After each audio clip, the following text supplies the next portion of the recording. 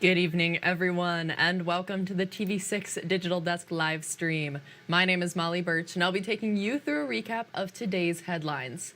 This stream runs every night starting at 8/7 Central Time from Sunday to Thursday. Feel free to comment and ask any questions you have in the chat as you feel like it, and I'll do my best to answer those questions as we go and after the stream as well. With all of that business out of the way, let's take a look at our first story for tonight. We begin with a developing story. A teenage boy is dead after a snowmobile he was driving with another teenage boy went through the ice at Indian Lake. Michigan State Police say this happened last night about 1 mile off the lake's south shore. Troopers say dispatchers received a 911 call around 6:30 after someone saw the snowmobile go through the ice. 2 family members ran out onto the lake attempting to rescue the boys, but also fell in. The 2 and 1 of the boys were pulled from the water by Manistee Public Safety and Sioux Tribal police officers. They were sent to Schoolcraft Memorial Hospital, where they were treated for hypothermia and released. The driver of the sled was unable to be found. The Delta County Sheriff's Office dive team eventually found the boy around 1 a.m. He was pronounced dead at the scene. No names are being released at this time, and troopers are still investigating. Tonight, the Schoolcraft County Sheriff's Office warns that there is a lot of open water and several sections of broken ice across Indian Lake due to rescue hovercraft damage.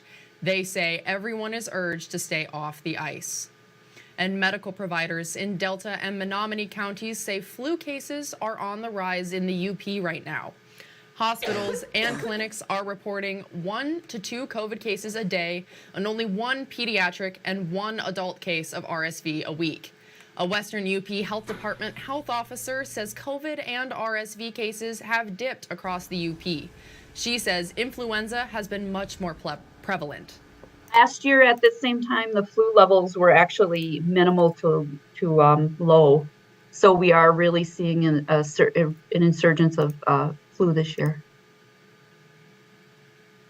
Healthcare providers want to remind you that it's not too late to get vaccinated for RSV, COVID, or influenza. And Eagle Mine and other contractors hosted a job fair today for those interested in a different career. Those who attended also received the chance to do an in-person interview for a position. Information from Eagle Mine and what other positions were available was provided. The health, safety, and HR manager for Eagle Mine says interest was high for this event. We were overwhelmed this morning with the amount of people that showed up, and pleasantly so, just to see how many people are really interested in what's going on in our operations and with our contractors. Sandstrom says because of the high interest, they will consider doing another in-person job fair in the future.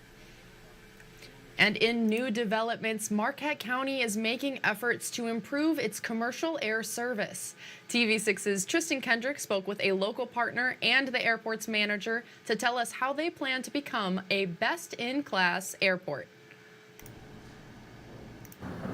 Marquette Sawyer Regional Airport in K.I. Sawyer is preparing to meet with a consulting company to make a plan to help its travelers fly more efficiently. Airport manager Dwayne DeRay says Tuesday night the Marquette County Board agreed to enter a new memorandum of understanding to transform the facility into a best-in-class airport. He says this is a private-public partnership between the Lake Superior Community Partnership, Invest UP, and Marquette County. We're looking at a handful of different aspects, namely air service development, financial oversight, and potentially the overall governance of the airport. DeRay says part of this agreement is looking into hiring Stephen Baldwin Associates as a consultant. And their tasks to look into some efficiencies and policies at the airport as we look to make the process into being best-in-class airport. Invest UP CEO Marty Fatante says his organization decided to get involved because business class travelers find it difficult to get in and out of the UP due to the low number of flights and the airline schedule. It's really a 3-day trip in or a 3-day trip out in many instances because of how the flights fall. And that's just not tenable for those that are trying to do business either outside the area to bring business here or to court business here. Fatante says he's grateful to the Lake Superior Community Partnership and the county.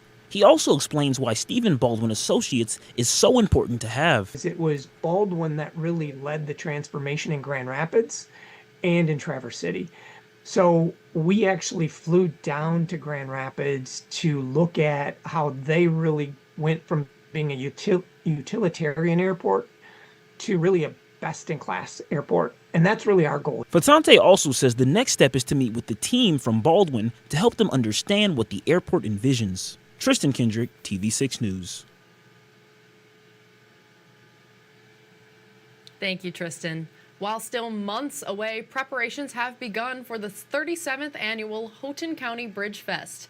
UP Health System Portage will be returning this year as the event's presenting sponsor. The event is organized by the Keweenaw Chamber of Commerce and Bridge Fest Committee alongside other community partners. The Chamber says attendees can expect returning events like the Bridge Fest car show, water shows, and helicopter rides, in addition to some surprise new additions. We had a mild winter of El Nino, and a lot of events and activities were canceled in our communities. So this is just one way to come back and kick off the summer with a celebration. Bridge Fest will run across Father's Day weekend, June 13th through the 16th. And NMU's cosmetology department is raising awareness about mental health next week. The department is hosting Self-Care Awareness Week.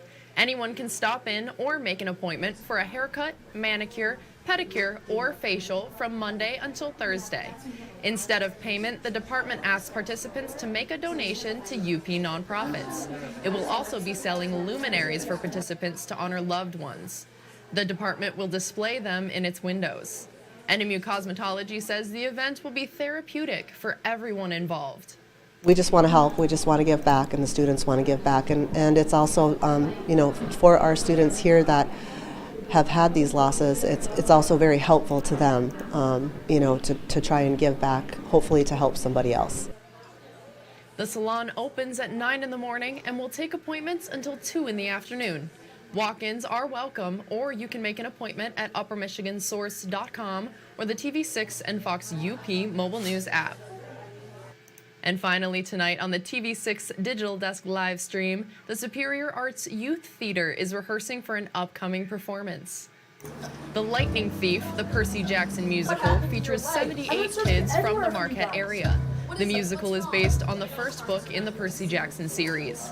It follows Percy Jackson as he learns he's half human, half Greek god, and the adventures that follow. One performer says they have been working really hard on the show. This doesn't happen overnight. Like, there's a lot of process and a lot of months that go into it. Like, a lot of people work super hard on it, and it's really good to support local theater, especially youth theater, while these kids get to, do what they love to do on stage. The show will run March 7th through March 10th at NMU's Forrest Roberts Theater. And that's all the stories we have for you tonight. Be sure to tune in on Sunday night, where I'll be here in the same place at the same time. That's 8/7 Central Time with a recap of Sunday's headlines. Don't forget you can find us streaming on Facebook or YouTube, whichever platform you would prefer. And if you have a story idea you think we should report on, feel free to contact us at any time. These are a few easy ways to get a hold of both myself and others in the newsroom. And again, you can contact us at any time. We would love to hear from you and what's happening in your community. Thank you all again for joining me live at the TV6 Digital Desk. Have a great rest of your night.